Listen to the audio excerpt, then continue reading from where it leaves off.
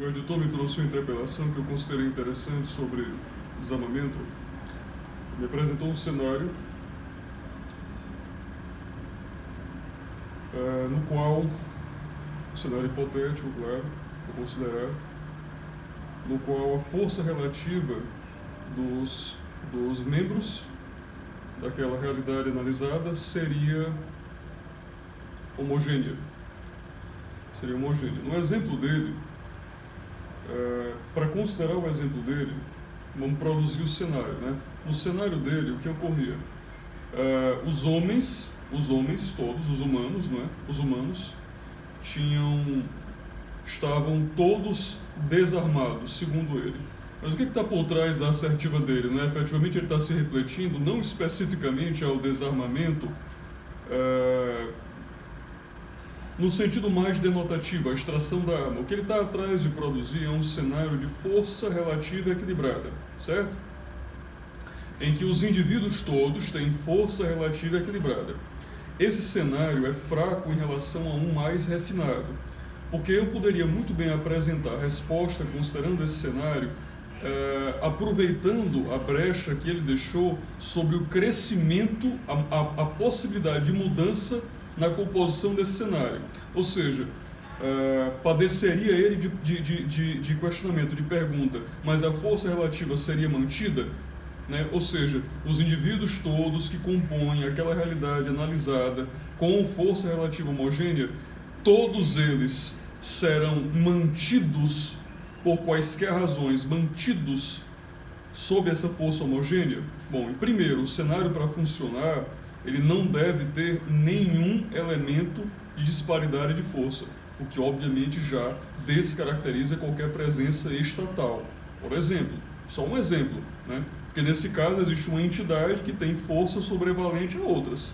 Então já não funciona um exemplo. Para haver força efetiva no exemplo dele, na realidade dele, todos os membros da realidade têm que ter força homogênea, os indivíduos têm que ter força homogênea. Para o exemplo funcionar e ficar mais forte, eu vou inclusive refiná-lo.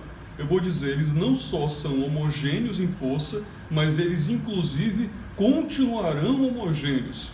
Ou seja, por quaisquer razões, independente da passagem temporal, o conceito aqui é de conservação, não mudança. Eles conservarão essa estrutura potestativa independente de quaisquer movimentos do tempo. Isso não mudará.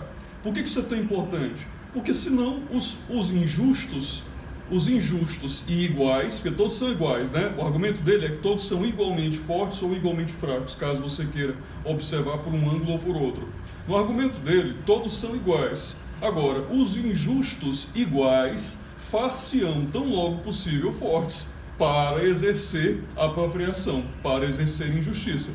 Né? Novamente, injustiça, apropriação indevida. Correto? É fazer ao outro o seu ônus, e é pegar do outro o bônus que lhe é próprio, o mérito que é dele. Ok?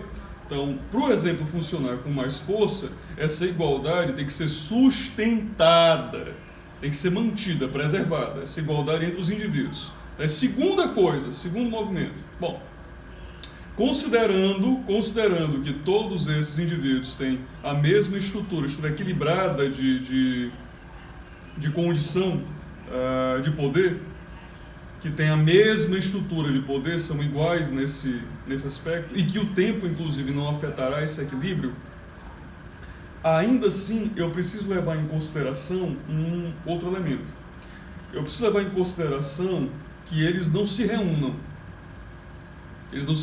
Claro, porque ainda que individualmente eles não possam alterar essa composição de poder, eles também não podem se reunir.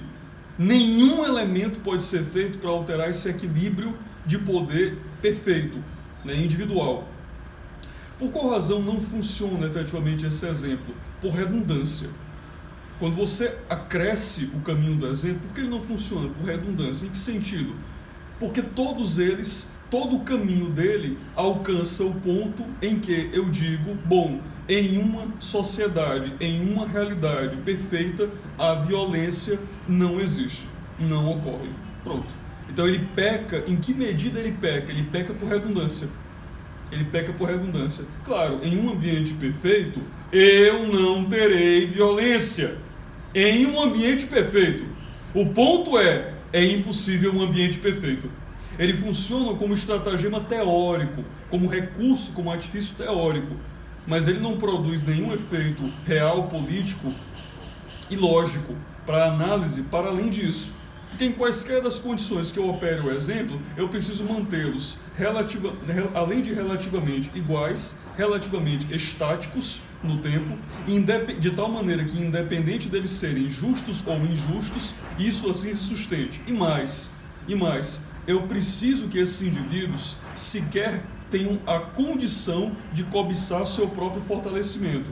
Porque mesmo indivíduos justos, que não resultem medíocres, procurar-se-ão sempre cada vez mais livres. Sempre cada vez mais livres. E injustos, então, esses nem se comente. Que eles não só vão se procurar mais livres, mas predar sobre a liberdade / escravidão alheia. Certo? Então, num exemplo relativo, toda a composição é produzir um cenário que se iguala a, bom, num ambiente perfeito, isto aqui seria possível. Mas ambientes perfeitos e tal, eles não são consideração do real. Eles não tratam de consideração do real, né? Porque é um ambiente perfeito. É um ambiente perfeito, um ambiente sem restrições.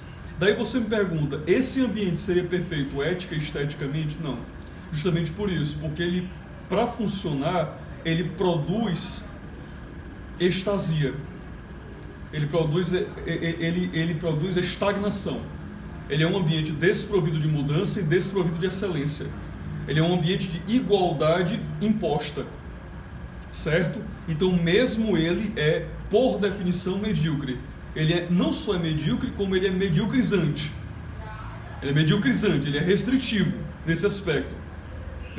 Agora, essa é uma característica que, dada a implantação, aproximaria o ambiente reflexivo de se entender por que os elementos ligados ao enfraquecimento ou desarmamento, como que se queira chamar, ao enfraquecimento ou desarmamento, compõem, né, padecem daquela trinca e chegam no quarto, né? Padece daquela trinca a mediocridade no aspecto político da crítica, a irresponsabilidade no aspecto ético da crítica, a mediocridade, uma fraqueza no aspecto político da crítica, a irresponsabilidade no aspecto estético da crítica e a mediocridade no aspecto estético da crítica. E os três juntos configuram naquele que assim se procura a estupidez, que é o aspecto diretamente lógico da crítica. Isso constrói a totalidade filosófica da conjectura a respeito do exemplo. Agora, vamos avançar um pouco na consideração, porque ele também perguntava o seguinte, olha, por que isso aqui não é um caso de segurança pública, né? Por que não é um caso de segurança? É simples. Não existe nenhum senso lógico direto em considerar que lhe prover segurança provesse fraqueza. Isso é um contrassenso. Não existe aproximação lógica direta entre prover fraqueza a si, aproximar de si fraqueza e fazer seguro. Certo? Você não é seguro por se fazer mais fraco. Você não é seguro por se fazer mais fraco. Mas Carlos, não é que eu vou só me fazer mais fraco. É porque vai ter alguém que vai me proteger. Percebe a mediocridade disso? Então, o caminho do processo de autoenfraquecimento, que é ligado ao desarmamento, ele envolve duas figuras. Primeiro, a figura do sujeito que é medíocre, que é irresponsável, que é fraco. Esse cara, que é fraco, que é irresponsável e que é medíocre, esse cara, ele procura alguém que limpe sua bunda. Esse cara procura alguém que limpe sua bunda. Quer dizer, ele transfere a responsabilidade do processo de sua segurança, das pertinências que envolvem sua segurança, para outrem. Mas aí existe, para compor, né, o casamento. Este casamento tem que ter a outra figura, né, que é o tirano. É o sujeito que vai prometer fazer estas coisas para o otário que assim o medíocre, né? Que assim bebe dessa vontade. Esse outro cara, o tirano, o trabalho dele é outro, né? No caso, o tirano, ele vai vender a você a premissa dessa segurança. Ele vai dizer a você, ele é forte, né? Ele vai prover força, né? Você não pode prover o que você não tem, então ele tem que ser forte. Ele é forte. De certo modo, ele é mediocrizante, mas não necessariamente medíocre, porque vilões não são necessariamente medíocres. Então, o tirano, ele pode não ser, inclusive, medíocre. Ele leva uma vida diferente da ovelha, viu? Não é assim tão imediata a aproximação entre o senhor e o escravo, nesse caso. Mas é óbvio, o senhor e o escravo são ambos escravos. E, claro, também é de certo modo, uma vida irresponsável, né? Aquela que ele leva, porque, em certa medida, ele é também um paparicador. Correto? Ele é um paparicador. Porque ele é uma vida injusta. É uma vida injusta. Nesse sentido, é uma vida que fundamentalmente padece certa irresponsabilidade. Mas a situação dele é bem menos, obviamente, medíocre do que a da ovelha, que pede isso. Então, mas existem defensores nos dois casos. Por quê? Porque existe o cara que realmente é medíocre, ele quer levar uma vida medíocre, ele quer ser fraco, ele acha por bem ser fraco.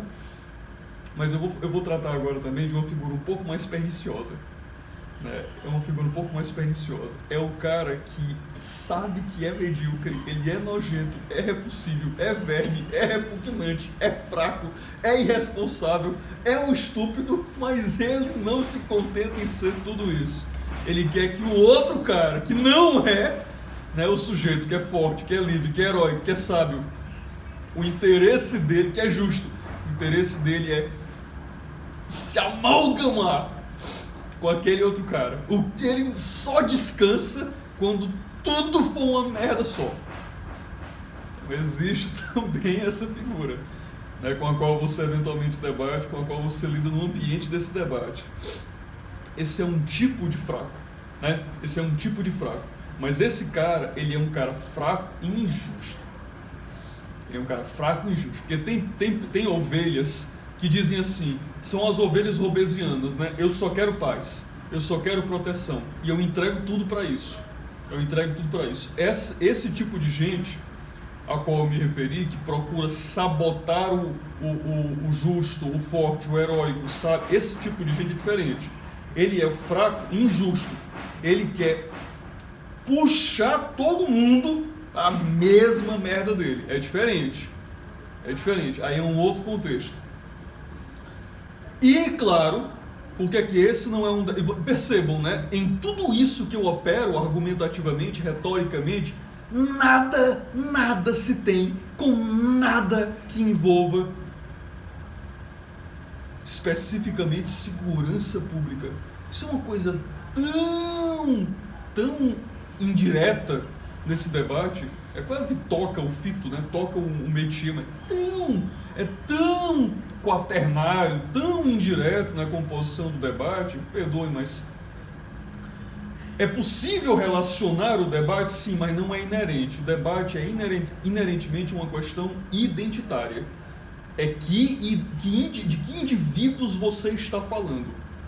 E a contradição lógica nata de que os indivíduos desarmados são provedores de segurança. Não, eles são carentes de segurança. Portanto, é óbvio que já não faz nenhum sentido lógico você arrogar, você defender que uma estratégia de enfraquecimento é uma estratégia de proteção, que é uma estratégia de segurança. Por isso que não é um debate de segurança, não é um debate de segurança. Ele pode vir a ser, como eu acabei de fazer. Inclusive, quando eu expulso o tema, eu trato dele enquanto lido com o tema. Mas não é porque, apesar daquela elucubração conceitual, aquela distração conceitual, porque é isso que segurança faz num debate como esse. Segurança faz um debate como esse é apenas distração, é um transeunte, é um onde está o Wally, é a figura diferente, no bagulho inteiro. Isso aqui não tem nada a ver inerentemente com o debate. É uma coisa que eu posso colocar dentro para me divertir.